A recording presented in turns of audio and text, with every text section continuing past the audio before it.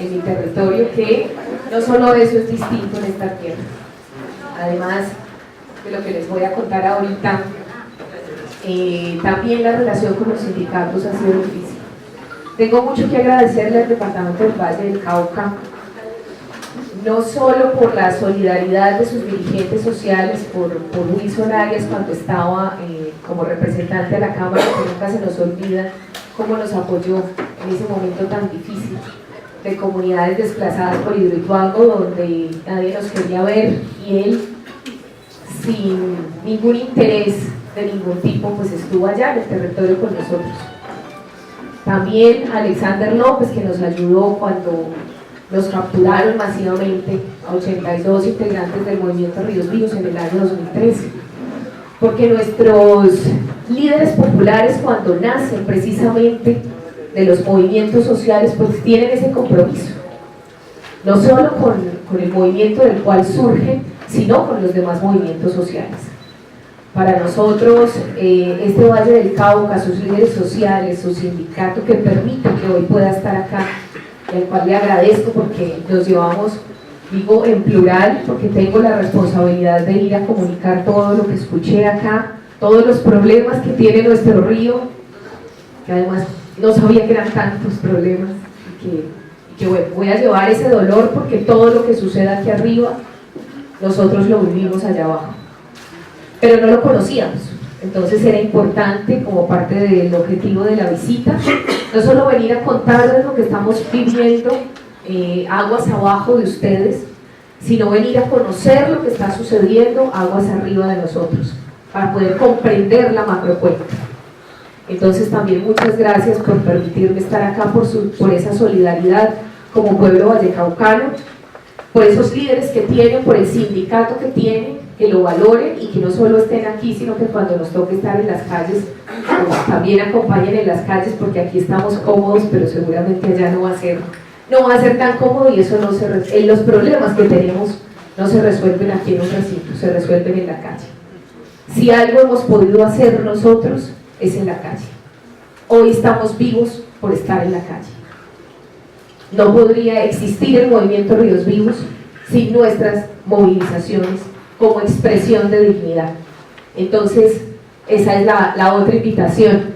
Pero también decirles que como familia, que como persona, tengo que agradecerle a este territorio. Cuando me desplazaron los paramilitares de mi territorio, en Ituango, a los 14 años, vine acá a refugiarme por unos años. Entonces también agradezco eso, porque precisamente eso demuestra que puede haber otros pueblos solidarios.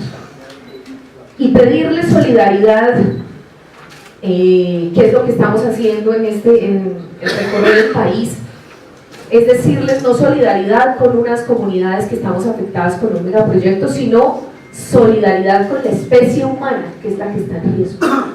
No solo estamos nosotros, toda la especie humana está en riesgo si no se prioriza lo fundamental, lo básico para vivir: el agua, las semillas, los alimentos, el aire. Hasta el aire está en riesgo. En este momento está en riesgo. Está en riesgo por la emisión de millones de toneladas de gases de efecto invernadero, que no tienen fronteras, que no hay manera de que ahí nos dividamos entre vallecaucanos, caucanos, antioqueños. No hay manera, porque no tiene fronteras. El agua tampoco las tiene, y nosotros hemos querido imponerle fronteras, pero no las tiene. Entonces, la primera reflexión que quería proponerles es que borráramos las fronteras del imaginario, incluso en esa solidaridad que han tenido con nosotros, y pensemos en la cuenca, en la macrocuenca del río Cauca. Y pensar en la macrocuenca para nosotros implica que pensemos en el ciclo del agua, no como recurso, que hasta en el lenguaje nos hacemos daño. El agua no es un recurso, porque el agua es vital. Nada de lo que sea la vida misma debería comercializarse, mercantilizarse, comprarse, venderse, porque no es un producto, no la estamos generando nosotros. No se ha podido inventar manera de generar agua. Ahí está la fórmula, H2O, pero de ahí a que la hagamos efectiva, nos falta mucho tiempo. Pero en ese ciclo del agua, en comprender el agua como ciclo, entendemos no solo que gran parte de nuestro cuerpo es agua, que hay unos cuerpos de agua, que le llamamos ríos, que hay unas aguas superficiales, que hay unas aguas subterráneas, pero también que hay unas aguas que son las nubes, y le llamamos los ríos atmosféricos. Esos ríos tampoco tienen fronteras. Y esos ríos son la evaporación de este cuerpo, pero también de los cuerpos de agua superficiales. Es decir, no existen fronteras para el agua. Y en esa comprensión tan importante, nosotros decimos, todo lo que ataque el agua es un ataque contra la vida. Obstruirla, contaminarla, desviarla, privatizarla, degradarla, todo eso lo hacen las represas, todo eso lo hace la megaminería, todo eso lo hacen también los proyectos urbanísticos que no respetan el agua, pero principalmente lo hace la mercantilización de un bien de la naturaleza, no es un bien de nosotros. Entonces nos propusimos eso, comprender el agua, porque además somos seres de agua. Todos los que vivimos a la ribera del río, que tenemos una conexión espiritual, cultural, somos culturas del agua, y nos diferenciamos de otras culturas además. Eso también está en riesgo. Cuando se pone en riesgo el río Cauca, se pone en riesgo la cultura del agua asociada al río Cauca. Porque es que el río Cauca es distinto al Magdalena, tiene unas dinámicas distintas. Es mono. A nosotros nos maravilla que sea mono, y aquí yo escuchaba, es que es mono, es feo. No, es mono por unas características naturales además de las antrópicas. Y si no fuera mono, no le dirían en mi tierra el patrón mono, cambiaría hasta su nombre. O sea, maravillosamente es mono, y hay que llamarlo maravillosamente porque hay que reivindicar su valor, no como nos han querido meter en la cabeza, como lo decía ahorita el profesor, que lo he repetido, que nos quisieron hacer sentir vergüenza del río.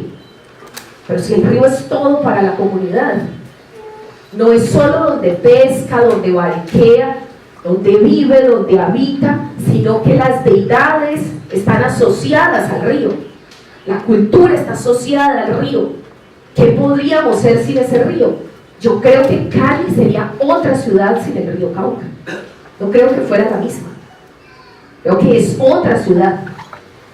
Que las ciudades, lamentablemente, como la ciudad de Medellín, el río Medellín es una porquería, es desastroso, tiene menor capacidad de resiliencia, claro, que el Cauca, es otro tipo de río, que cambia de colores dependiendo de la industria de la estrella, y unos días uno ve el río rojo, dependiendo de la curtimbre que hay allá, otros días lo ve azul, porque la industria de la pintura, de esta pintura, decidió que ese día había que arrojar lo que le sobraba al río.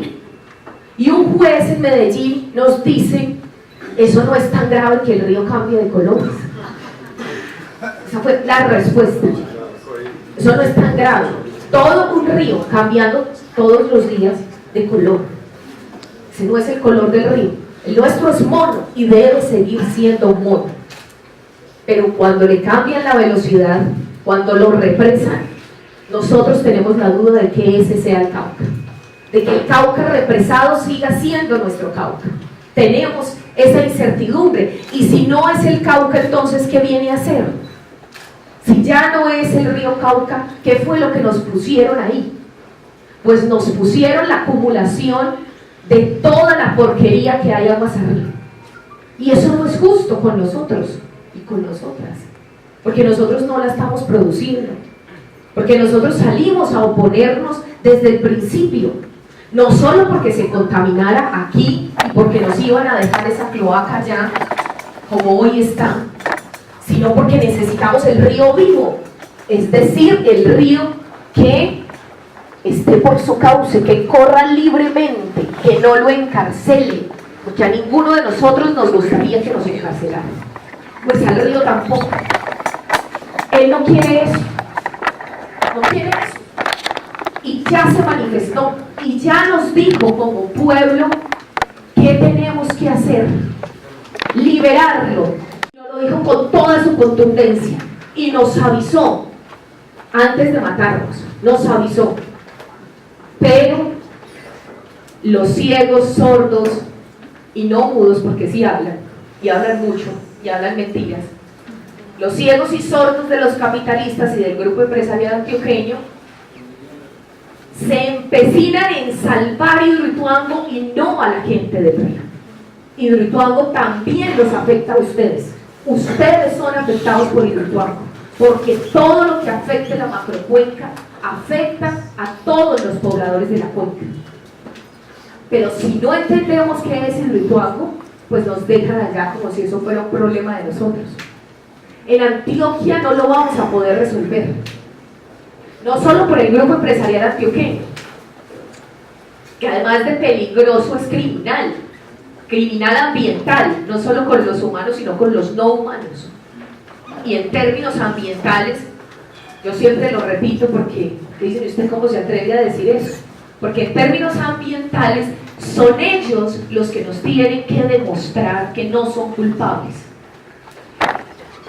No existe eso de que ¿cómo es? Presunción de inocencia. La presunción de inocencia no existe en términos de delitos ambientales. Existe la presunción de culpabilidad.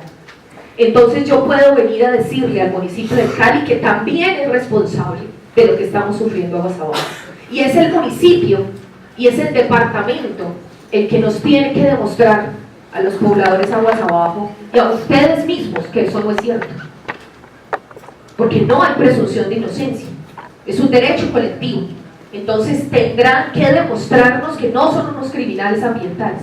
Para nosotros, hasta que no nos lo demuestren, van a hacer eso, porque ha sido mucho el daño que nos han hecho. Hoy culpan a los pobladores aguas arriba, no solo son la excusa para decir que no teníamos derecho a defender el río porque era supremamente contaminado, no solo son la excusa para represar y que por lo menos esa agua sirva para generar energía, sino que además también son parte de la responsabilidad de que se haya taponado ese único túnel por donde querían que cupiera un río gigantesco como el nuestro. Ellos sabían que no cabía por un único túnel. Entonces aquí se conoce, uno lo ve, y yo también conviví con él en Tuluá, en los años que estuvimos por aquí refugiados, y uno se queda sorprendido, no parece el mismo río, pues es otro río como tan tranquilo, como tan sereno. En nuestro territorio no nos podemos bañar en el río, la única manera que uno se baña, por el respeto que le tenemos, es amarrándonos. Nos amarramos, esa era la tradición, nos amarramos, no de castillo,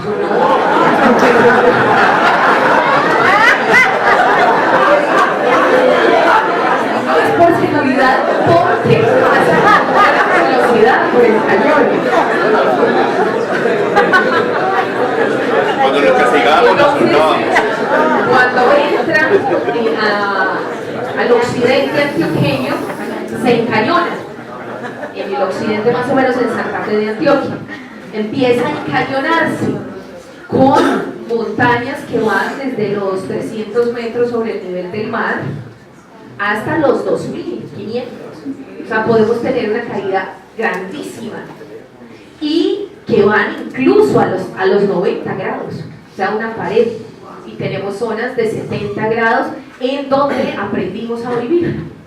Pero con esas características geográficas entre la cordillera occidental y la cordillera central, pues nos dicen que eso allá no sirve para nada, que esa tierra no vale nada, que porque es muy inclinada, que porque las tierras de valor son las planas, que porque el metro cuadrado de una tierra plana es el metro cuadrado que vale, que sirve para producir. Pues nosotros aprendimos a vivir así, en ese territorio con esas montañas que tenemos tan maravillosas. Y una de las cosas que más me hacía falta cuando estuve viviendo aquí fue ver las montañas. Y dicen, no, eso no es un impacto. ¿Por qué? Porque no lo pueden medir. que tienen una dificultad de comprender todo aquello que no puedan medir. Y tenemos que conversar de eso que es inmedible.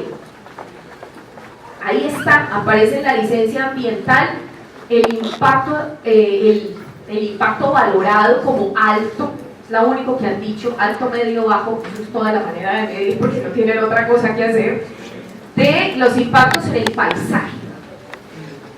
Y les conversaba esta mañana a los compañeros, es un impacto gravísimo, o sea, la gente del valle cuando se vayan, me acuerdo mucho un compañero del río Sinú, abajo en Córdoba, que se fue a visitarnos y le dio vértigo. O sea, empezó a gritar porque no podía la carretera queda al borde de la montaña, entonces se ven los abismos. Y la caída, pues sí, si uno se cae no queda vivo porque cae al río, cae al cañón, y por eso era que nos teníamos que amarrar, porque la capacidad que tiene el río es tan fuerte, la que tenía porque hoy no está así. Es tan fuerte, la velocidad es tan grande que uno no alcanza ahí. O sea, para saber cada espacio del río es distinto, entonces hay unos que tienen remolinos, otros que tienen las cuevas subterráneas, otros que tienen los túneles, hay unos espacios del río que tienen mucha agua y de pronto se disminuye el nivel del agua sin que sepas para dónde se fue, qué pasó con el agua. O sea, es un río de misterios, le dice la gente, y hay que conocerlo detalle a detalle porque si no se vuelve peligroso. Y entonces les decía esta mañana que para nosotros solo el hecho de que se cambie la velocidad del río es un gran impacto. Es un gran impacto. Porque es que un río rápido de un momento a otro que sea río lento, eso ustedes imagínense cómo se lo ven aquí, y que de un día para otro empiecen a ver el río a gran velocidad. Nosotros allá lo veíamos a gran velocidad y de un momento a otro está quieto y no se escucha.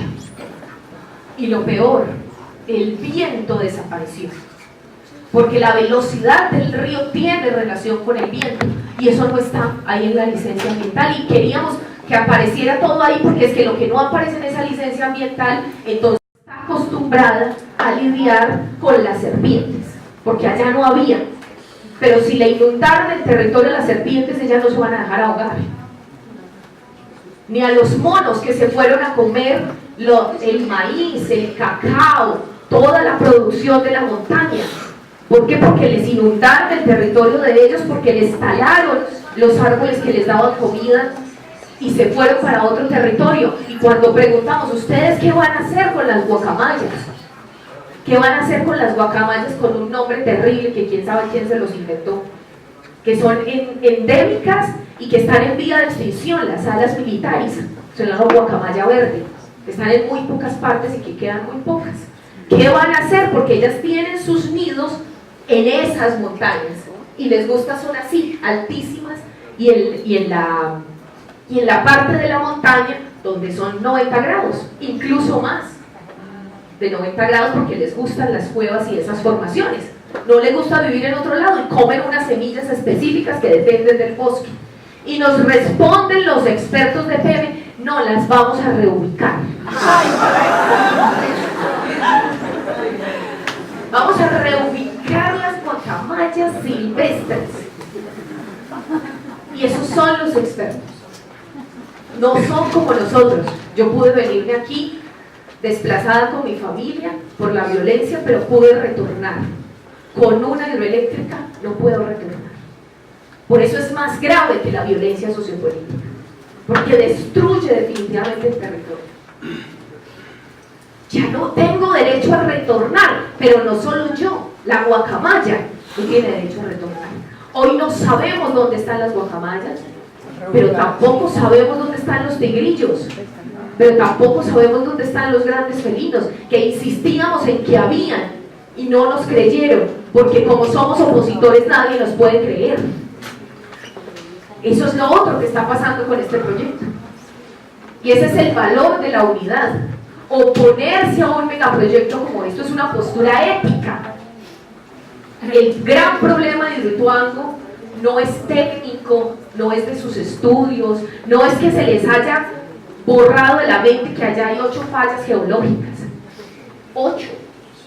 que muchas de ellas están activas, que hay mega deslizamientos históricos, que el río Cauca en mi territorio decide cuándo se represa y que se ha represado hace miles de años, pero ya se ha represado cuando él decidió represarse. Y eso es lo que nos cuentan los ancestros, es que el río es el que decide cuándo se represa y cuándo no. Él mismo toma la decisión y eso ya ha pasado en otros momentos históricos. En el sitio exacto de Sabana Larga, donde hoy queda Sabana Larga, ha habido mega deslizamientos. Hubo un deslizamiento tan grande que generó un represamiento natural, el último hace 500 años, y el río Cauca se represó de manera natural y él mismo se desrepresó y retomó su cauce. Lo que pasa es que si eso vuelve a ocurrir hoy con un charco gigantesco, pues las consecuencias son terribles. Ellos borraron esa posibilidad, dijeron que eso es altamente improbable, y lo que nos dicen los geólogos es que nadie puede asegurar que no va a pasar. Nadie puede decirnos no va a pasar, nadie puede decirnos va a pasar mañana, pero tampoco pueden decirnos no va a pasar. Para nosotros, Hidroituango es un riesgo para toda la cuenca, es un atentado para la cuenca del río Cauca. Y en esa concepción del riesgo, los ciudadanos, no solo los funcionarios, sino que los ciudadanos no solo somos actores pasivos y tenemos derechos. En el sistema de gestión del riesgo tenemos obligaciones y deberes como ciudadanos, no solo tenemos derechos. Y por eso es que es tan peligroso que como ciudadanos de la cuenca no nos interesemos en la cuenca, porque es que hoy están buscando responsables y hoy están diciendo que las palizadas de aquí, de esta parte alta, fueron responsables del taponamiento de ese túnel allá abajo. Entonces necesitamos también que los ciudadanos de la parte alta digan algo, no porque les estemos creyendo sus mentiras, no porque el río realmente esté contaminado y no haya responsabilidades, sino para que se entienda que no es un problema solamente de nosotros y que no se puede ir diciendo cualquier barbaridad. Entonces es muy extraño, las palizadas sí pueden viajar todo esto, pero los cuerpos no. Cuando nosotros empezamos la lucha por la búsqueda de los desaparecidos, por las fosas comunes que nos inundaron allá, decíamos, esos cuerpos puede ser que vengan de otros departamentos. No, eso técnicamente es inviable que viajen los cuerpos. Y hablamos de las historias de la masacre de Trujillo, cuando el río Cauca se volvió un río de sangre. Y nosotros estamos hablando de que eso se relaciona también con los megaproyectos de muerte, porque no se respeta el río. O sea, el río se volvió la manera de ocultar esos crímenes, de desaparecer los cuerpos. Y resulta que un compañero pescador encuentra un cuerpo exactamente en Sabana Larga y sus documentos eran de Tuluá. Entonces nosotros dijimos, tenemos uno solo de la documentación que tenemos, pero eso demuestra que no es un asunto de Antioquia y que las familias de los desaparecidos de toda la cuenca tienen derecho a exigir, no a preguntar, no a solicitar, a exigir, porque es un delito de lesa humanidad, la desaparición forzada, a exigir que se busquen los cuerpos a pesar de las condiciones, a pesar de que esté inundado, que no esté inundado, a exigir el derecho al duelo, el derecho a sanar ese dolor. Y no solo somos nosotros, que estamos buscando alrededor de 700 desaparecidos en los 12 municipios. Muéstrame el primero, Maquita. En los 12 municipios solamente que ellos dicen que son afectados. Pero después dijimos, hay que mirar, nosotros siempre, esta es la zona que ellos consideran es afectada por Hidroituango. Aquí viene el río Cauca, este azulito, esta es la represa. Para nosotros fue y es toda la parte baja del río hasta la desembocadura, la zona afectada. Antes de la emergencia, ellos siempre nos alegaron que jamás, o sea, que la única zona afectada era esta, los 12 municipios. Hoy, todos esos municipios estuvieron en algún tipo de alerta, todos los municipios aguas abajo estuvieron en algún tipo de alerta.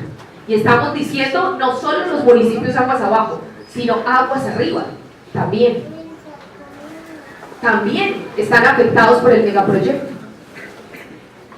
Y nos decían que no se iba a afectar aguas abajo, y al compañero le daba risa, a Ricardo, porque se explica de una manera muy sencilla. En esta zona, aquí desemboca el río Ituango, es una zona donde tiembla mucho, así como en Santander, donde hicieron la represa del Sogamoso, que les gusta hacerla como en el peor lugar. Y es una zona que ha temblado. Afortunadamente, durante esta emergencia no ha temblado, pero nadie sabe qué puede pasar cuando tiemble. Entonces, les decíamos que no, que qué va a pasar. Desde el año 2012 les estamos diciendo qué va a pasar si tiembla. Entonces hicieron el muro, un muro antisísmico, y nos demostraron con todos sus técnicos que el muro era antisísmico, y como estábamos alegando y protestando y diciendo tantas cosas, entonces fueron todos sus ingenieros y sus técnicos y nos dijeron, no, es que miren que le tenemos un super muro antisísmico y nada va a pasar cuando tiemble. Y un campesino en su sabiduría les preguntó, sí, ¿y las montañas las hicieron antisísmicas?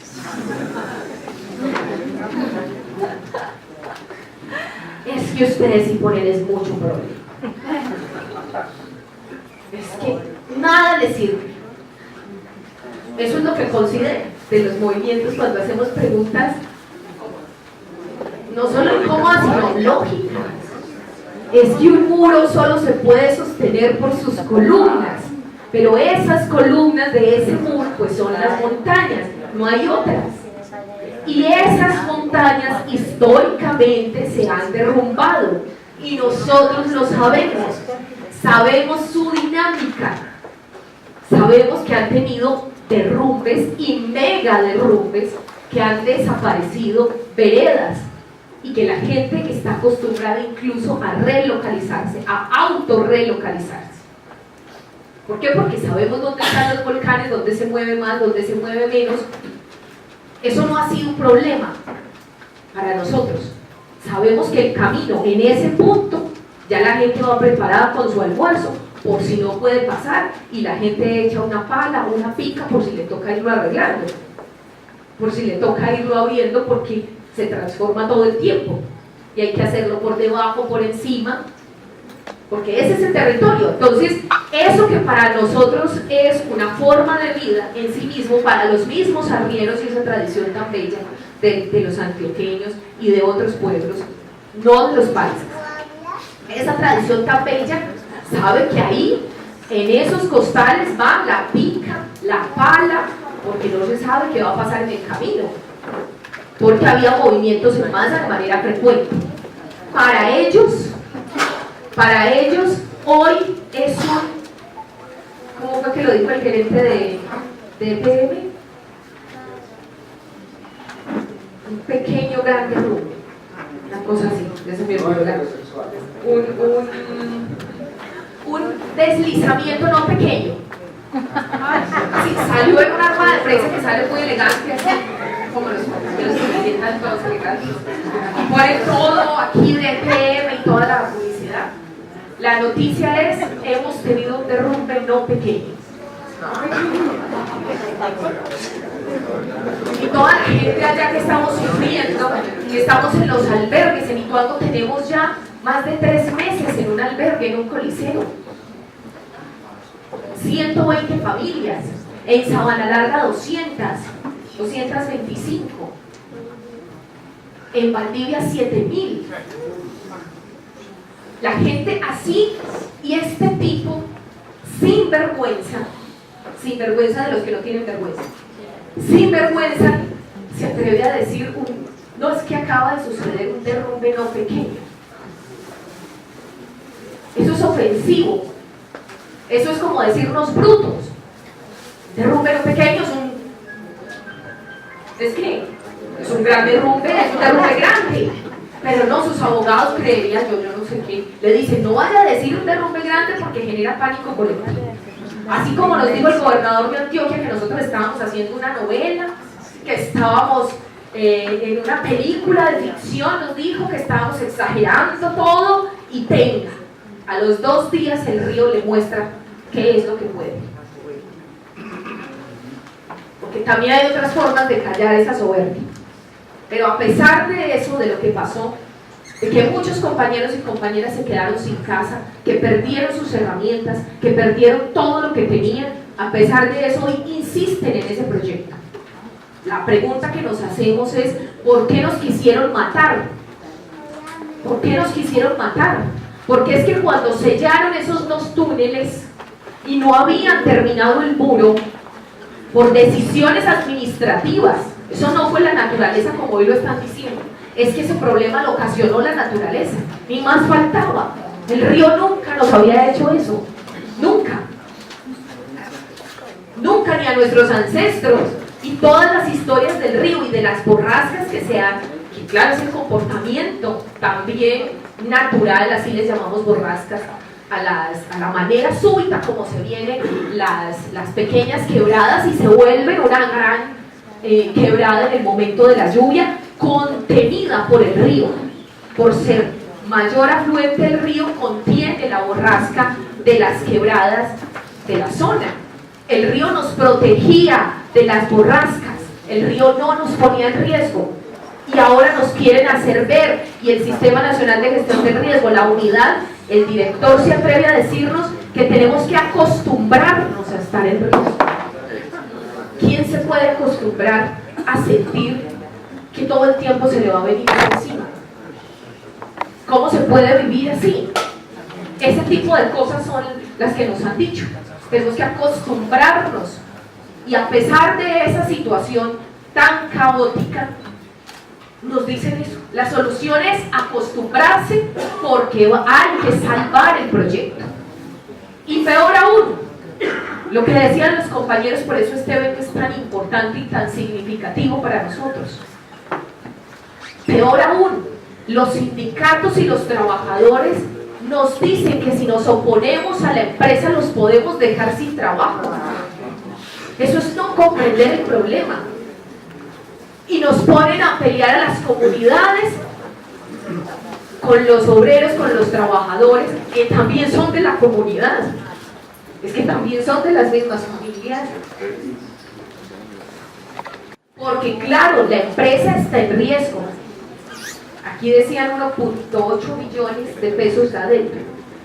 EPN debe 20 billones de pesos. Esa es la deuda de empresas públicas de Venezuela. Y dicen que es la más solvente, la más poderosa, y se enorgullece de esa gran empresa que nos tiene a todos en esta crisis. Yo siento vergüenza como antioqueña.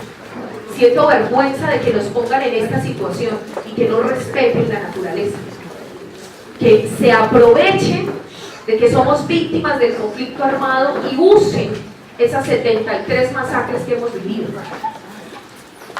y se beneficien de las masacres. Yo siento vergüenza porque una empresa que se diga pública no hace eso. Una empresa que se diga pública no revictimiza a la población. Una empresa que se diga pública no tiene por qué entender que las personas que viven en la ladera del río son una invasión. Eso no es una invasión, es una situación social, pero no se resuelve con desalojos forzosos como los que hemos vivido. 700 familias afectadas por Hidroituango han sido desalojadas por la fuerza, por el ESMAD, por la policía y por el ejército, sacadas sin ningún tipo de compensación, reparación, mitigación, absolutamente nada.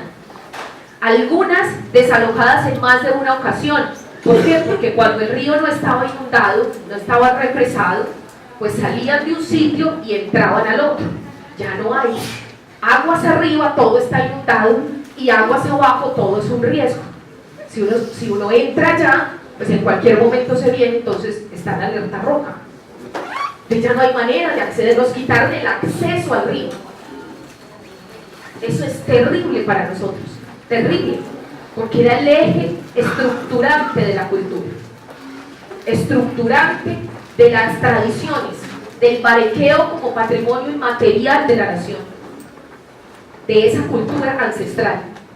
Y para nosotros hoy es realmente lamentable decir que si nos ponen a elegir entre la empresa y nosotros, pues tenemos que elegir nosotros.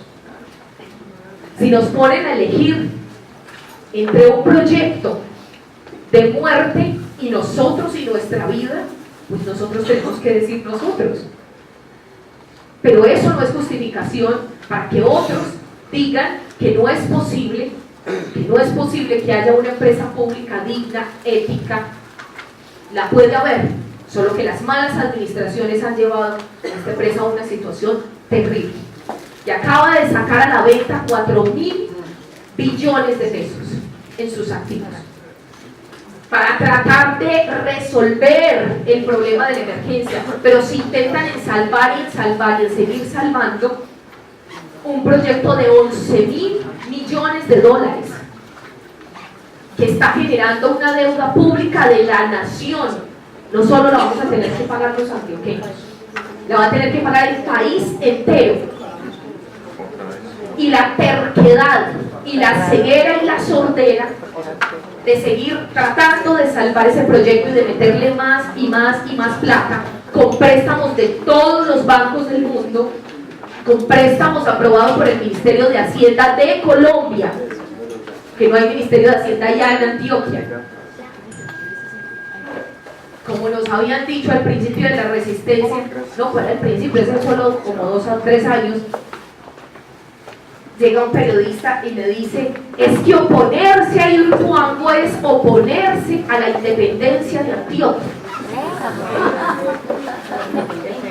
De ese tamaño es la ceguera de esos paisas que vienen aquí con tanta vergüenza me daba a mí en Tuluá, esos paisas tratando de tumbar al otro, de poner esos negocios con esas baraticas, de colonizar, que no es una cosa distinta que usurpar tierras allá los compañeros del Cauca. Eso no somos los antioqueños, yo siempre lo tengo que decir.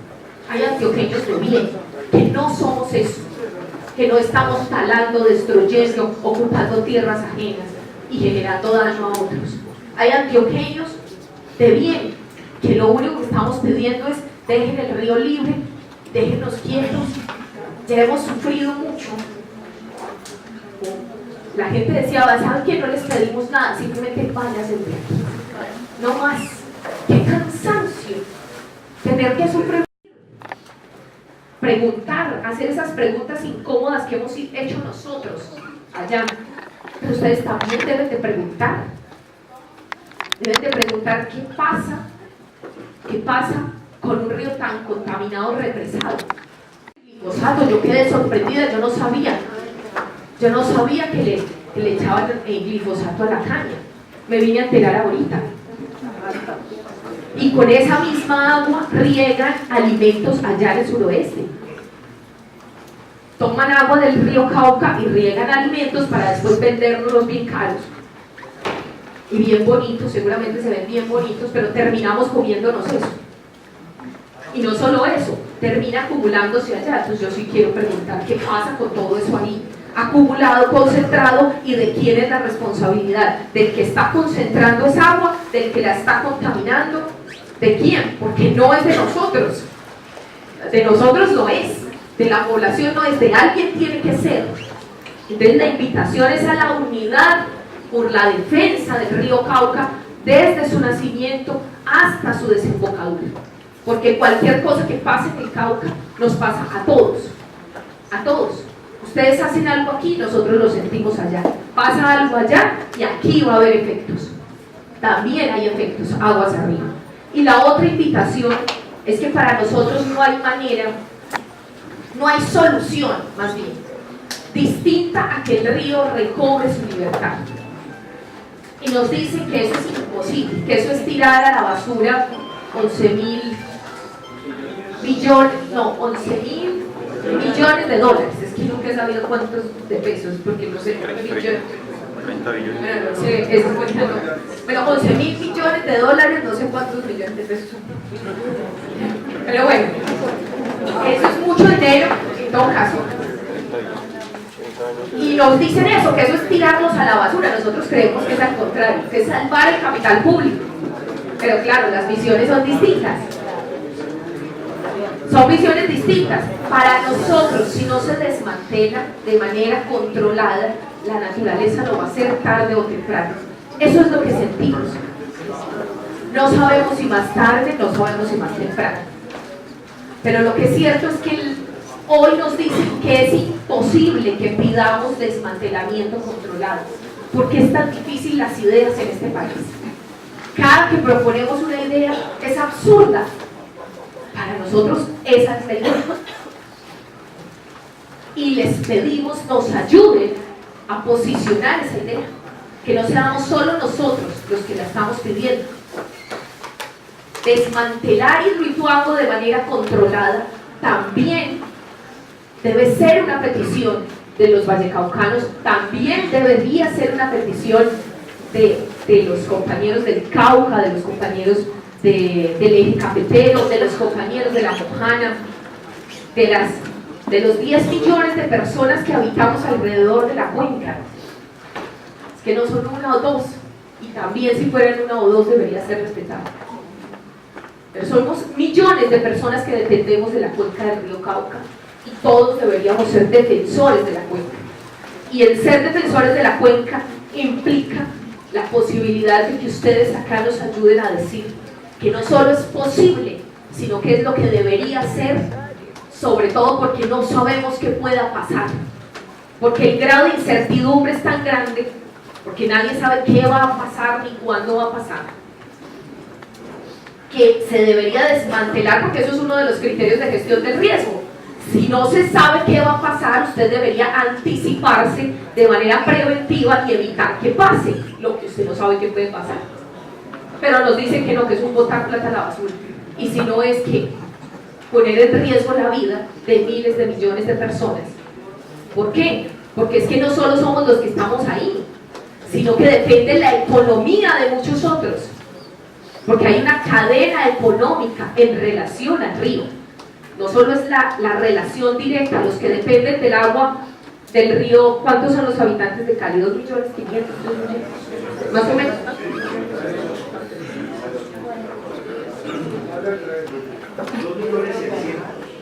$2.600.000. Si el 70% del agua depende del río Cauca, entonces estamos hablando de toda esa población. De toda esa población que le debe al río Cauca también su entereza, su capacidad de defenderlo, las ganas de sentirse conectado con el río. También le debe eso, no solo porque le permite vivir, sino porque nos está pidiendo hoy apoyo, como lo sentimos nosotros. Nos está haciendo un llamado, y ese llamado también debe ser desde acá hacia allá, no solo de allá donde estamos dando la lucha. Finalmente decirles que hemos vivido estos días en los albergues de la solidaridad. Las compañeras mariqueras que no sabían tejer empezaron a hacer estos bolsos como parte de la resistencia, hablando del río Cauca, hablando de sus sentires, hablando de sus dolores también. Y pues estamos tratando de sobrevivir a partir de esa solidaridad, agradecer la solidaridad que ha llegado también de esta tierra a partir de donaciones, y estamos vendiendo estos bolsos que más que un producto en sí mismo es un agradecimiento a la solidaridad, es un agradecimiento a toda esa solidaridad que nos ha permitido vivir, porque EPM saca muchas cifras de lo que ha atendido a las comunidades, y aguas arriba a ninguna le ha llegado alimentos, ya todos estos meses sin alimentos, sin albergue. es muy difícil vivir, porque es mucha gente comiendo todos los días, se necesitan medicinas, se necesitan frazadas, se necesitan carpas, se necesita de todo, se necesita todos los días, y mantener esa resistencia es muy difícil. Mucha gente se ha ido para Medellín, mucha gente ha huido a otras partes, la que pudo huir ya se fue, y la que queda es que no tiene para dónde huir. Muchas gracias.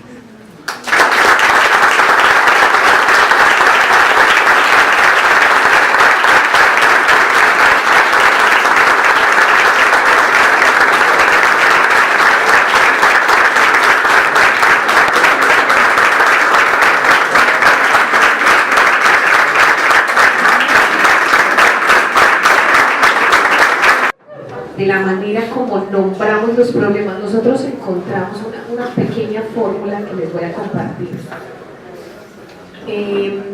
Y es que creemos, pensando en todo lo que nos ha pasado, creemos que para solucionar un problema, o la solución a un problema depende un 50% de comprender el problema. Solo con la comprensión del problema ya estamos avanzando en su solución. Entonces, gran parte de las dificultades que hemos tenido es que no comprendemos cuál es el problema. Creemos que hay un montón de problemas y no nos centramos. Para uno saber cómo soluciona, qué posibles soluciones puede dar, primero tiene que comprender el problema. Y comprenderlo necesita profundizar. ¿Cuál es el problema del río Cauca? ¿Y por qué concentrarnos? Compañera que nos decía de todos los ríos, por supuesto la lucha es por todos los ríos. Los indígenas de la Sierra Nevada nos decían que todas las aguas están conectadas. Todas las aguas están conectadas. Y además nos decían, ellos tienen una represa allá que se llama El Cercado. Es una represa aterradora, porque es una represa que mató a los guayú, que mató el río Ranchería, que tiene aguantando hambre a la gente, y que EPM se enorgullece de tener un parque eólico allá, y nos dicen que esos son energías alternativas. La solución no es la tecnología. Este problema no lo resuelve la tecnología, porque es un problema ético de para dónde va el mundo, es un problema de una crisis civilizatoria. Entonces EPM tiene allá su parque eólico, y por eso es que las preguntas que nos hacemos es: ¿energía para quién? ¿Energía para qué? ¿Y a qué costo? Desplazó a la comunidad guayú ese parque eólico y genera energía para la extracción de carbón que está matando a los niños de enfermedades. Y nos dicen que esa, por ser energía eólica, por ser de los vientos, entonces es una energía limpia. No puede ser una energía limpia si está matando a la gente, si viola los derechos de la gente. No puede ser, porque el problema no es de tecnología. Ese no es el problema. Entonces casi siempre nos vienen acá con falsas soluciones, así los llamamos en concreto. Falsas soluciones que hacen parte de la distorsión del problema. Entonces por eso hay que concentrarnos. Todas las aguas se conectan, pero por algo tenemos que empezar. Los compañeros del Sinú tienen una experiencia maravillosa. Claro, su río es más corto, y comprender el río Sinú, cuando nace en mi municipio, en Ituango, recorre el departamento de Córdoba y desemboca en el mar. Ustedes tienen aquí muchas experiencias de ríos cortos. Comprender una cuenca desde su nacimiento hasta su desembocadura. Claro, es más fácil allá pues porque es más cortico. Comprender el Cauca es una tarea mayúscula porque atraviesa el país. Pero necesitamos comprender las macrocuencas, las dos arterias de Colombia, el Magdalena y el Cauca. Y necesitamos concentrarnos, porque gran parte de los problemas de las luchas sociales es la dispersión. A veces el problema de los sindicatos es que se concentran en la defensa de los derechos de los trabajadores sin pensar que esos trabajadores hacen parte de una comunidad, que esos trabajadores también toman agua, que esos trabajadores también respiran, que esos trabajadores pues tienen otra dimensión. Afortunadamente este sindicato no, pero eso no quiere decir que ellos, por apoyar, por respaldar y por meterse de lleno, porque así lo deben hacer, en la lucha en defensa del agua y en la transformación de la matriz energética, que además hace parte de lo mismo que en lo que ellos trabajan, no quiere decir que pierdan su eje de centrarse en la defensa de los derechos de los trabajadores, porque nosotros no podemos desconcentrarnos. Eso es gran parte de las dificultades. Hay un montón de luchas, yo creo que lo decía desde ese foro en el que recuerdo mucho a Mario y a otros compañeros y compañeras, lo decía, hay un montón de injusticias, muchas cosas por las cuales luchar, tantas cosas por hacer, tantos derechos que reivindicar, y ustedes cada uno aquí sacan uno. Pero la verdad, compañeros, hay que priorizar porque se nos acaba el tiempo. Y nos dicen apocalípticos a los ambientalistas, nos han dicho un montón de veces apocalípticos, pero nosotros no nos estamos inventando eso, hay datos. Las semillas sin las cuales no podemos vivir, ya tienen esa fecha en la que o nos concentramos algunos y otros apoyamos en rescatar esas semillas, o vamos a perder esa posibilidad y quedamos ahí sí Monsanto dependientes. Y eso no es cualquier cosa, porque cuando le controlan a uno el estómago, le controlan la vida, así como cuando le controlan el agua. En Medellín, el año pasado o antepasado, ya no me acuerdo, que hubo racionamiento de agua, se atrevieron a quitarle el agua. A los primeros que le quitaron el agua fue en la cárcel, porque claro, la gente de la cárcel como que tiene menos derechos, como que dejaron de ser ciudadanos. Porque no pueden salir a protestar. ¿Qué pasó? Hubo un mitin y se mataron. Hay cosas con las que no se puede jugar, no se puede, porque no solo hay un hacinamiento en las cárceles tan desastroso, tan humillante en este país, que la gente tenga que pagar por un espacio para dormir, porque si no le toca dormir parado. O sea, es que es aterrador lo que pasa con las cárceles. Entonces hay tantos problemas sociales, pero en medio de ese hacinamiento le quitan el agua y es una bomba el tiempo. No es como en el campo, que a nosotros no nos la pueden quitar porque es que nosotros la tomamos de la quebrada. Hoy nos la están encarcelando, no podemos acceder al río Cauca, nos la están privatizando, pero tenemos afortunadamente las otras fuentes. A ustedes, los de la ciudad, les quitan el servicio del agua y los joden. Sencillamente nos están controlando. Entonces es un problema de dominación, y yo sé que es más abstracto, menos concreto, pero nosotros no podemos engañarnos. Es un problema de dominación lo que estamos enfrentando con la comida, con el agua. Entonces tenemos que concentrarnos. ¿Qué es el capitalismo? La acumulación de capital. ¿Cuáles son las fuentes de acumulación de capital? La primera, el mercado especulativo, los bancos. Y entonces muchos nos decimos anticapitalistas, pero no vamos y miramos cuáles son esas fuentes de acumulación. La segunda, la energía, y la tercera, los alimentos y la tierra. Ese es el orden de prioridades. Entonces, claro, nosotros sabemos en dónde estamos. Es que el tema de la energía es un problema geopolítico, y no creemos que nos estamos enfrentando a cualquiera. Es un problema planetario. Claro, y es un problema que todos los bancos se van a sentir resentidos. Por eso hay que establecer prioridades para poder profundizar. Ojalá tuviéramos más vida, más gente, más ganas, porque a veces nos cansamos, para seguir profundizando, porque de verdad creemos que ese 50% del problema, si no tenemos caracterizado, profundizado el problema, no lo vamos a solucionar. Necesitamos la ayuda de todos para entender qué es el Hidroituango, para entender qué es la macrocuenca, para poder avanzar en posibles soluciones, porque para ellos la única solución es salvar el proyecto, para nosotros liberar el río. pero para eso necesitamos comprender la cuenca y necesitamos a los habitantes de la cuenca para poder comprenderla. Nosotros no sabemos cómo es la cuenca aquí y ustedes no saben cómo es la cuenca allá.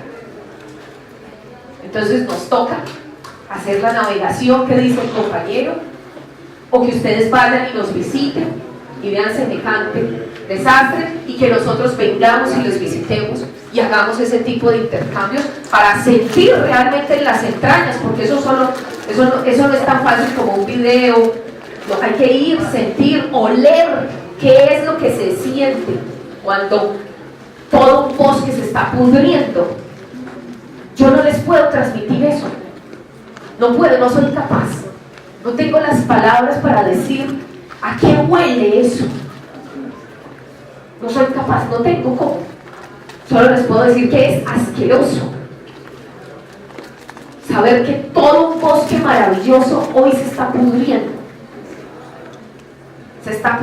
que el oxígeno se está acabando en el río y que los peces se están muriendo y que siembran todos los días. Yo no sé de qué especie, porque ellos no tienen ni idea del río. Entonces siembran cualquier cosa que va a migrar hasta por acá, porque ellos no tienen ni idea. Hay que controlarlos, hay que vigilarlos, hay que saber qué están sembrando allá, porque es que los peces migran. Hay que saber, hay que hacer control, pero nosotros no alcanzamos. No solo porque somos muy pocos. Bueno, Movimiento Ríos Vivos en Antioquia somos unos 1200, pero somos muy pocos. Y porque nos están matando, porque nos persiguen. No solo por eso, sino porque no nos da la vida, porque tenemos que conseguir la comida, porque tenemos que sobrevivir y al mismo tiempo buscar qué vamos a hacer con semejante problema. ¿Qué vamos a hacer? Estamos todavía en la fase de preguntas. Nos dicen, es que ustedes han avanzado. No, nosotros sentimos que hemos alcanzado a hacer preguntas. Lo que pasa es que esas preguntas son incómodas, pero todavía no hemos alcanzado a decir, bueno, realmente ahora sí estamos en la fase de la lucha. Un megaproyecto hidroeléctrico, pues no solo, y una represa no solo represar el agua, hay un montón de obras asociadas. Nosotros no creemos que ellos hayan se hayan visto obligados a inundar la casa de máquinas, que les vale un montón de millones, y siempre me pierdo con esas cifras. Nosotros creemos que es un problema de imagen. El Banco Interamericano, cuando nos reunimos con uno de los 48 socios del banco, uno de los más poderosos, que es el delegado por Estados Unidos, nos reunimos en Washington con ellos, y a mí me gusta la franqueza. Creo que eso se ha perdido también un poco en Colombia. Nos gusta que nos digan francamente, saben que esto es así, la vuelta es así, y uno ya sabe con qué cuenta. Por eso es que no me gusta Fajardo, esa capacidad de simulación y de ponerse máscaras. Y yo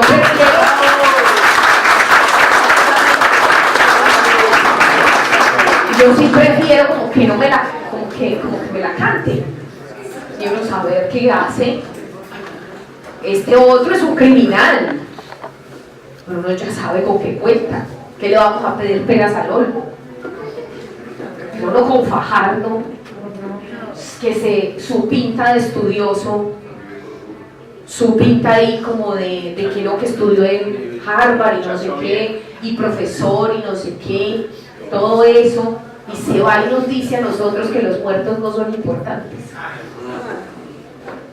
Yo no sé qué tipo de estudio hizo, pero le faltó el de aquí, donde a mi abuela le hubiera dicho eso, como decimos en mi tierra, le manda el mascadero al parque. Punto. No hay otra cosa que hacer, porque hay cosas que se deben respetar. Así le enseñan a uno. Hay cosas indecibles, no se puede pronunciar, uno no se puede meter con las cosas sagradas. Y si a una madre que está buscando a su hijo le dice que los muertos no son importantes, no hay nada que hacer, absolutamente nada, ni si es de centro, ni de derecha, ni izquierda, ese no es el problema, lo hubiera dicho cualquiera, pero se mete con la vida, con lo profundo del ser humano. Y sí tiene mucho que ver Fajardo en esta historia, que también lo preguntaba el compañero. Sí tiene que ver mucho, porque en el 2013, cuando estuvo el compañero Wilson Arias allá, estaba Fajardo. y que dijo que no quería conversar con nosotros, que porque éramos opositores y que él con opositores no conversa. Y no, pues que es que el del diálogo, que el demócrata, que no sé qué. ¿Cuál diálogo? ¿Cuál demócrata? Nosotros no estábamos a la altura para conversar con nosotros. Y a mí me lo dijo de frente en una mesa. Es que usted no tiene la razón. Y yo, usted tampoco. Por más que sea máster y no sé qué, doctor en no sé qué, ni gobernador, ni que llegue a ser presidente, eso no le da la razón, ni le da la verdad, porque la verdad es una construcción colectiva y no la tiene un sujeto, no la tiene. Sí, él ordenó la captura masiva. El helicóptero de PM nos sacó del territorio, con lo que han hecho con muchos activistas. Nos sacó a 12 personas que nos capturaron y nos sacó del territorio y nos llevó a Santa Rosa de Osos, porque una cosa es la tierra caliente y otra la tierra fría. Y ellos saben que nosotros en tierra fría no pegamos, no somos capaces de protestar en tierra fría, ni de decir nada, porque nosotros somos de tierra caliente. Y claro, estábamos en ropa pues de tierra caliente, y cogen el helicóptero y nos lleva a 3 grados, de 40 a 3. Esas son otras formas de dominarnos, que no son evidentes, y lo único que yo pedí es: quiero ser juzgada en mi tierra, porque a mí me habían enseñado por ahí que eso es que un derecho. Me dijeron, ¿usted de dónde sacó eso? Y no, yo quiero ser juzgada en Ituango. No, porque usted en Ituango es un peligro. En cambio aquí no. O sea, en la tierra fría no soy un peligro y en la caliente sí. Claro, porque allá estaban los compañeros protestando, porque apenas nos estábamos reuniendo y ya éramos 500. Entonces es difícil al compañero presidente lo capturen aquí, a que lo capturen en Antioquia. Ya saldremos 2 o 3 peludos, quizás los del movimiento, pero aquí sale todo el sindicato, que se debe salir a apoyarlo. Ellos juegan también con eso, saben muy bien cómo hacerlo, y eso fue lo que hizo Fajardo con nosotros. Pero no le bastó con eso, no fue suficiente con eso, no fue suficiente con lo de los muertos, con no sentarse a dialogar, no fue suficiente con eso, sino que entregó la posibilidad de que la gobernación discutiera en la junta directiva de Hidroituango. Entonces, que la gobernación no puede hacer hoy nada, ya cambió los diseños en el mismo año 2013. Fue él el que cambió los diseños, porque tenía que hacer la obra más barata. La tenía que hacer más barata y la tenía que hacer más rápido, y tenía que calcular el tiempo que llevaban de retraso por nuestras protestas, y eso tiene consecuencias, porque aceleraron la obra, la volvieron más barata. Eso hoy tiene consecuencias para todo el país, y eso se lo debemos a ese señor, pero también se lo debemos a Álvaro Uribe, se lo debemos a los dos, y además se parecen mucho. Se parecen mucho, les gusta el cemento, les encanta la energía. Álvaro Uribe el año pasado estuvo en un municipio de Antioquia haciendo un evento y decía una cosa que a mí me llamó mucho la atención en lo que estoy tratando de comunicar, que es la priorización. Y decía, ¿saben qué? El tema de la minería, ustedes verán, es importante pero no tanto, pero las hidroeléctricas no me las toca, punto. Ahí entendí yo como que estábamos en problemas, un berraco problema. O sea, para él las hidroeléctricas son intocables, y lo dijo así.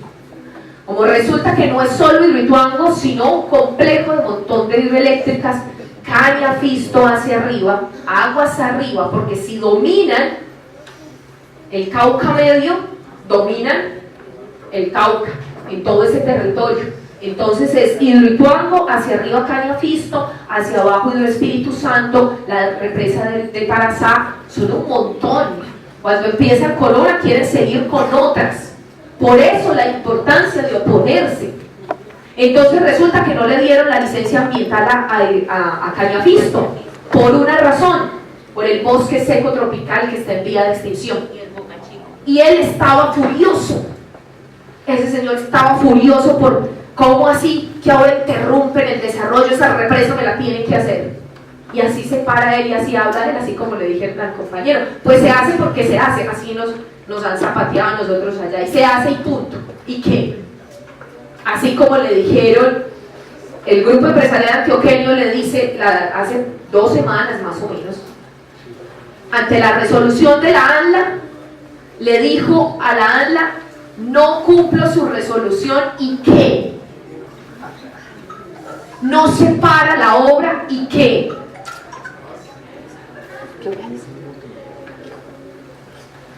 Eso no es un problema entonces y de malas y haga lo que quiera. Esto no es un problema jurídico, esto es un problema de poder. Y la empresa y la autoridad, entre comillas, ¿qué dijo? Nada, absolutamente nada. Y salió el gobernador a decir, no, la obra sigue, y la resolución dice se suspende. Entonces uno sí se queda impresionado, ¿qué es lo que pasa? No hay posibilidades. Ahí jurídicamente, ¿qué vas a hacer? ¿Qué acción está para esa correlación de fuerzas? No hay acción posible. Ahí no hay acción posible. Entonces por eso es que hay que entender ese 50% del problema. Lo otro, compañeros, es el tema del lenguaje. Hidroituango no ha venido viviendo, no es la realidad de Hidroituango, ni nosotros somos de Hidroituango. Yo soy de Ituango y yo me opongo a Hidroituango, y me robaron el nombre de mi pueblo y nadie me preguntó nunca si quería ese proyecto, y si permitía que me robaran el nombre, un nombre que no pueden entender porque es un nombre indígena y que a ellos no les cabe en la cabeza su significado ni les interesa. Entonces, por favor, ayúdennos con la manera de nombrar, que nos duele cuando nos dicen la gente de Hidroituango. Nosotros no somos gente de Hidroituango, nosotros somos gente del cañón del río Cauca. Esa es nuestra identidad y nos la roban, y todos permitimos que nos la roben. Cada que se nombra de manera inadecuada nos la están robando. No, gente del río Cauca, y nos sentimos mucho más felices e identificados. Somos gente del río Cauca, incluso más que antioqueños. Si ustedes le preguntan a cualquiera de mis compañeros, siente mayor identidad con el río que con el mismo departamento. Y eso no es decir cualquier cosa, porque allá dicen que es que estamos en contra ya de Antioquia. Entonces les pedimos respetuosamente que hagamos una reflexión sobre la manera de nombrar, igual que lo de Cauca dependientes. Yo diría que Cauca morosos. Yo soy feliz de la gente que es Cauca dependiente, pero lo que pasa es que eso tiene un sentido político, de querer liberarnos del Cauca. No, yo quiero seguir siendo dependiente, quiero seguir teniendo una relación cultural con el Cauca. Entonces, planteémoslo de esa manera, porque si no nos están ganando la pelea con nuestro propio lenguaje. Es una disputa interna y que se nos pasa todo el tiempo. Yo sí creo que al nombrar Cauca dependiente estamos haciéndonos harakiri, la gente que queremos el Cauca, porque eso tiene un sentido político que tenemos que saber qué pretenden con decir Cauca dependientes. La ley 1523, efectivamente, hay muchas cosas que hacer por ahí, decía el compañero. Yo estoy completamente de acuerdo. O sea, si hay una ley nacional de gestión del riesgo, y si este proyecto tiene las implicaciones que tiene para la cuenca, y si hay tanta incertidumbre solo por no generar ese riesgo para el país, debería desmantelarse. El mecanismo yo no sé cuál es, porque yo desconfío de las leyes, porque creo que están hechas en nuestra contra, que muy pocas podemos acceder a ellas, y confío muy poco en ello, pero creo que es por ahí, por el tema de la gestión del riesgo, que no debería construirse una sola represa más en Colombia.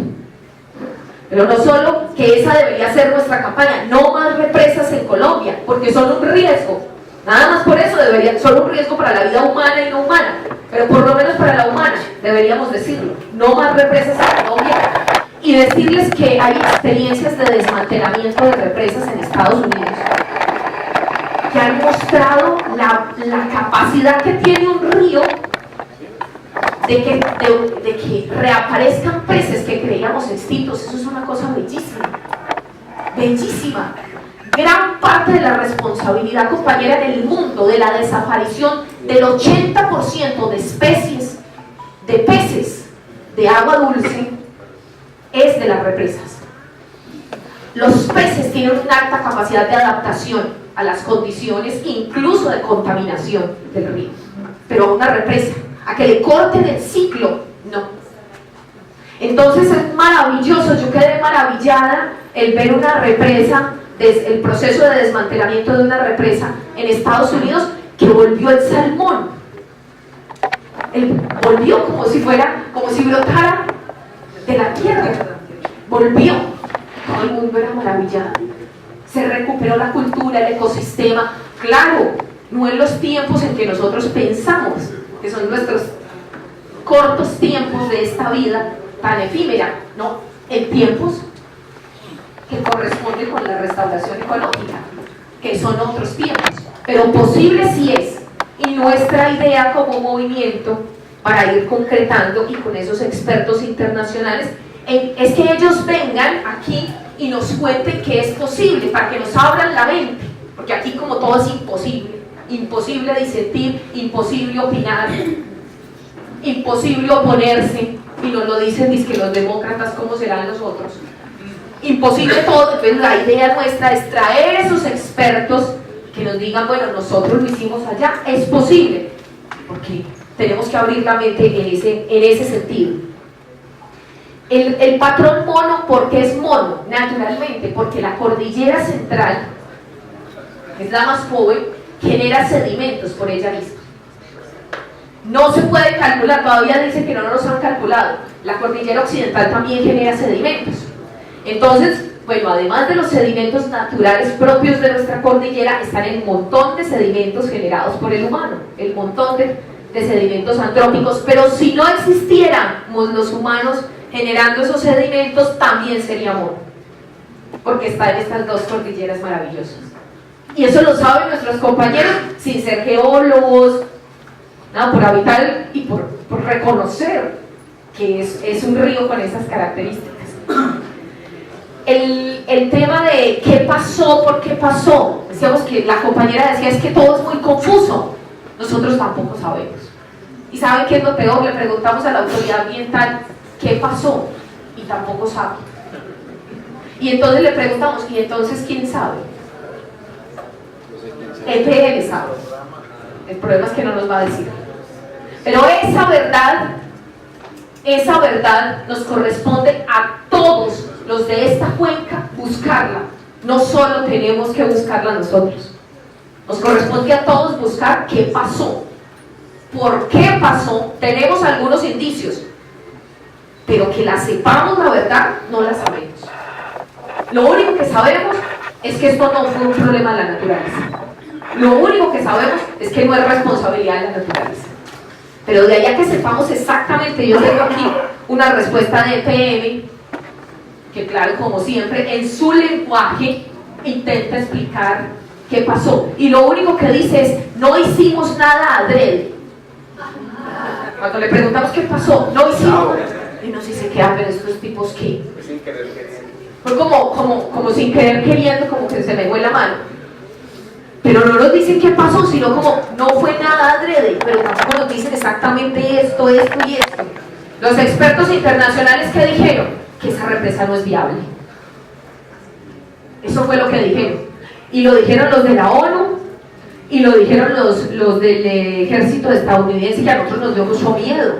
Cuando nos dijeron, no, es que vienen los del ejército de Estados Unidos, eso allá que es una candela todo el tiempo, y ahora los gringos no. O sea, otro más. Pero no entendíamos eso de que es que son ingenieros gringos. O sea, eso para nosotros es como muy raro. Que del ejército y de ingenieros. En todo caso, esos los que llamaron allá, ¿por qué? Porque se le cree más al ejército, no sé por qué.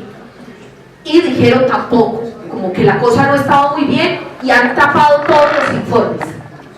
No tenemos acceso, compañera, la que preguntó, no tenemos acceso al informe completo de los del ejército gringo, ni tenemos acceso que porque tiene esa cláusula de confidencialidad, que no sé por qué, pero que nosotros no tenemos acceso hasta que el gobierno colombiano lo desclasifique o no sé qué será, porque eso parece los Wikileaks.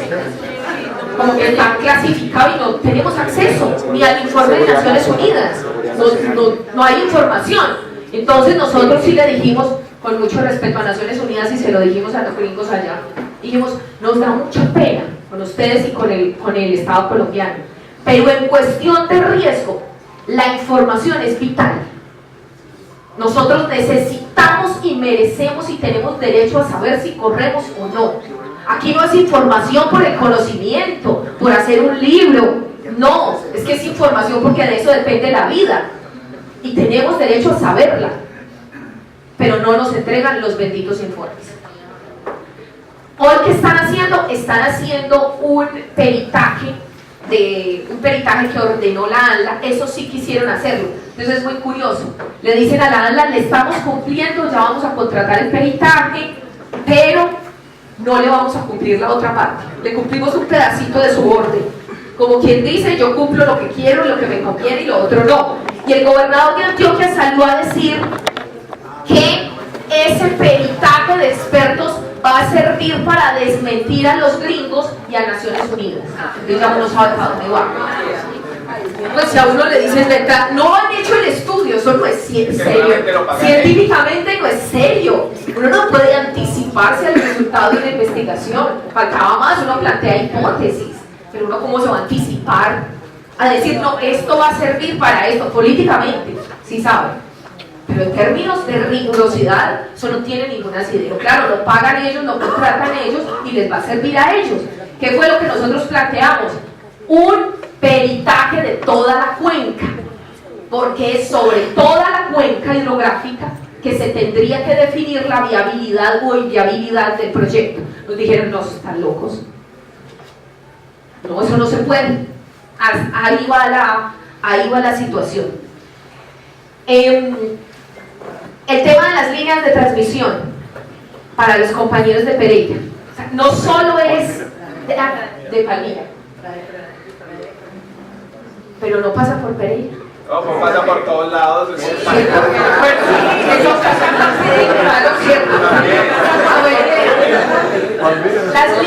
Las líneas de transmisión superiores a 250 kilovatios son altamente peligrosas y así están clasificadas. No solo por la altura y la dimensión de la torre, sino porque interrumpen a las aves que tienen definido por dónde van. Eso que te dijeron es absurdo. Es que ellas acaso van a decir, no, ya nos pusieron ahí esto, entonces voy a dar la vueltica por acá. No, porque van con las corrientes de aire. Ellas tienen su camino trazado. Que nosotros no lo veamos, que lo desconozcamos, es otra cosa. Pero claro que interrumpe la migración. Claro que muchas mueren ahí electrocutadas. Claro que es un peligro para la salud humana. Es un peligro para las mujeres gestantes y lactantes. Que hay estudios que dicen que produce enfermedades gravísimas para los niños. ¿Por qué? Por el campo electromagnético. Por la radiación que genera. Y eso se escucha así, porque yo he estado ahí cerca de él. O sea, es un aturde, genera miedo, porque todo el tiempo está generando ese sonido que uno sabe que algo está mal, siente que está mal, que no genera nada. Sí, eso lo respondió el Ministerio de Salud, pero eso es muy sencillo. Pongan una vaca ahí cerquita a ver si se le queda. Las vacas no se quedan ahí. Así me lo explicaban los compañeros. Es que es muy sencillo. Las vacas nunca están debajo de esas líneas ni cerquita de esas torres. Y si ellas sienten que ahí no pueden estar, nosotros porque sí. Si la vaca no puede estar, la vaca no se toma el agua del río Cauca. No se la toma. Allá en nuestro territorio. Ella va a la desembocadura de las otras fuentes hídricas y se toma el agua que está limpia. Ella no se toma el agua del río Cauca. Y para nosotros eso es triste. Quiere decir que está mal el río. No porque nos lo diga una medición, ni de pH, ni todos los elementos. No, pero lo dice la vaca. Y esa es la medición que nosotros tenemos que hacer y nosotros le tenemos que creer a la vaca. Bueno, Compañeros, vea, hay como un montón de preguntas. Realmente, para nosotros no existe la minería ilegal. Quiero decirlo porque nos duele. Los compañeros del movimiento Ríos Vivos han sido satanizados en su cultura ancestral de bariqueo. Cada que una persona nombra minería ilegal, está justificando los atropellos contra los bariqueros y contra una tradición milenaria en Colombia, contra la misma constitución, forma, origen del cañón del río Cauca. 2400 años tiene el hallazgo arqueológico de bariqueo en mi territorio. Eso no es cualquier cosa, y eso no puede ser ilegal. No puede ser ilegal la historia, no puede ser ilegal la tradición. Yo creo que más bien es una minería funcional a lo de ellos, que no es la ancestral. Y hay que tener cuidado con eso. ¿Qué pasó en mi territorio? ¿Qué es lo que puedo dar testimonio y puedo dar fe?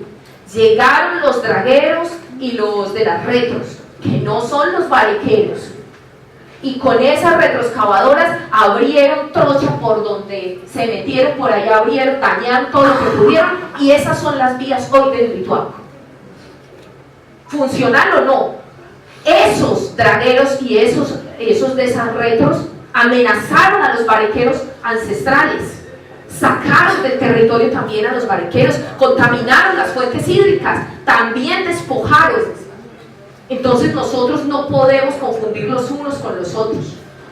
No son lo mismo.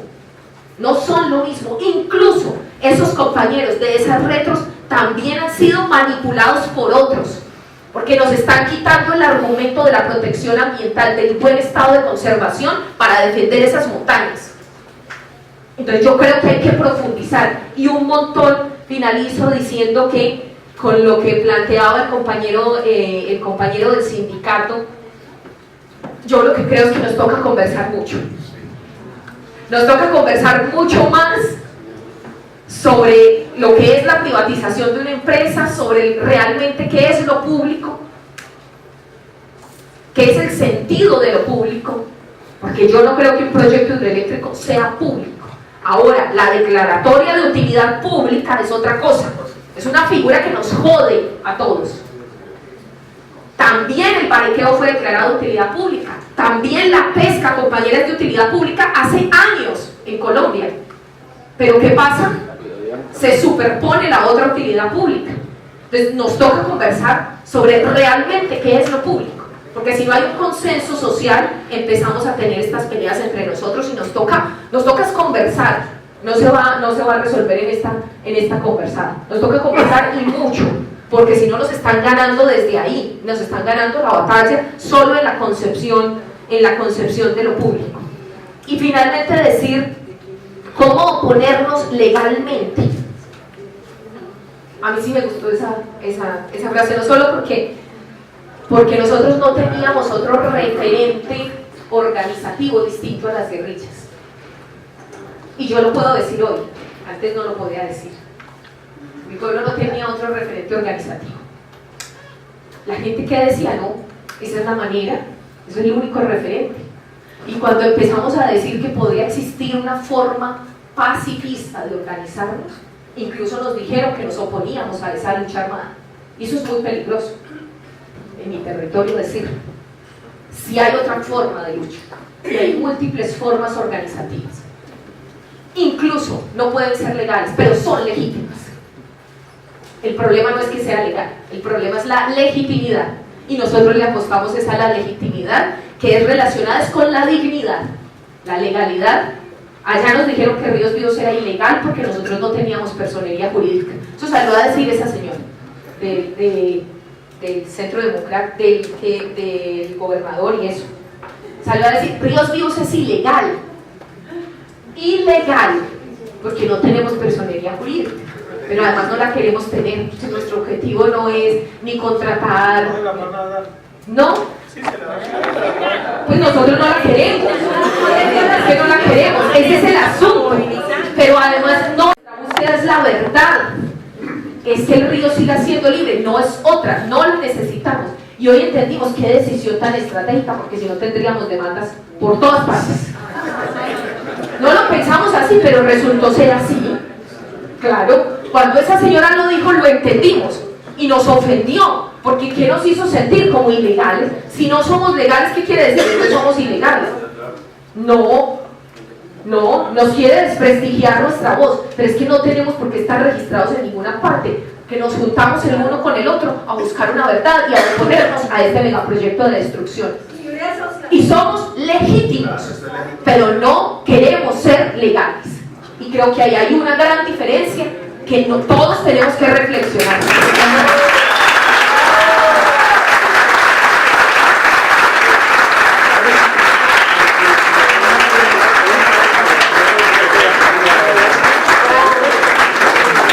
Muy bien, compañeras y compañeros, muchas gracias.